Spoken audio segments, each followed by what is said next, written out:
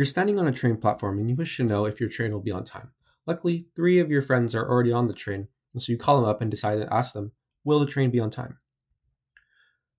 All three of your friends say yes, the train will be on time. However, there's a two-thirds chance that they're telling the truth, and there's a one-third chance that they're lying. All these are independent of each other. So, can you know what's the percentage or what's the probability that this train is actually on time, given that your friends told you that the train is on time? Let's do the math. So first, let's set some parameters. So lowercase t will mean that the train is on time, and lowercase nt will mean that the train is not on time. A little side note, according to CBC News, in 2023, 59% of Via Rail trains arrived on time. This will be the percentage we'll be using as the probability that our train is on time. Additionally, capital T will mean that our friends are telling the truth, that the train is on time, and capital L will mean that our friends are lying, and so they're not telling the truth. To calculate the probability that the train is going to be on time, granted that our friends are telling the truth, we have to use the Bayes formula.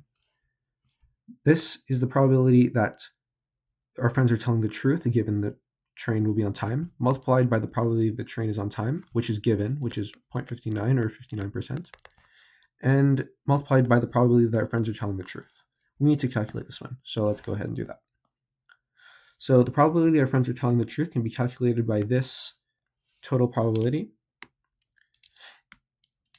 This first part is is our friends telling the truth, given that the train is on time, multiplied by the probability the train's on time, plus the probability that our friends are lying, given that the train is not on time, and multiplied by the probability the train is not on time. To find these two values, which are here, we can come over here and we can do sort of a tree diagram. So the probability that our friends are telling the truth each time is 2/3, and it's independent of one another. So it's be 2/3, 2/3, 2/3, and we can multiply all these probabilities together, and we'll get this as our probability for our friends telling the truth. And we can do the same thing for when our friends are lying, which is 1/3 of the time, because this is 2/3. And we can do it again. And when we do that, we can multiply all these, and we'll have this number as our probability that our friends are lying. So these are two numbers that we can use.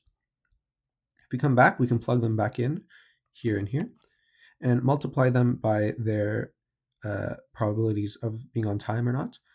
So probability of being on time is 59%, as we saw before, and the probability of not being on time is 1 minus 59%, because we want to find 100% minus 59%, which will be the amount of time, or which will be the percentage that the train is not on time, because 100% is equivalent to 1.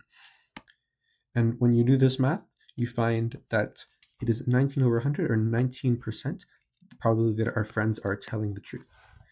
So now we can go back to our Bayes formula, and we can plug in the numbers. So this number we just found, which is 8 over 27, and this we know is 0.59 or 59%. And then this value we also just found, which was 19%.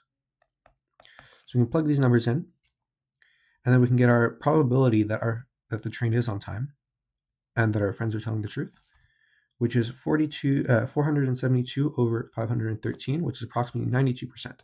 So there's a 92% chance that if all three friends tell you that the train is on time, that the train will be on time. So with those odds, you could say you could rest easy, knowing that the train will arrive on time.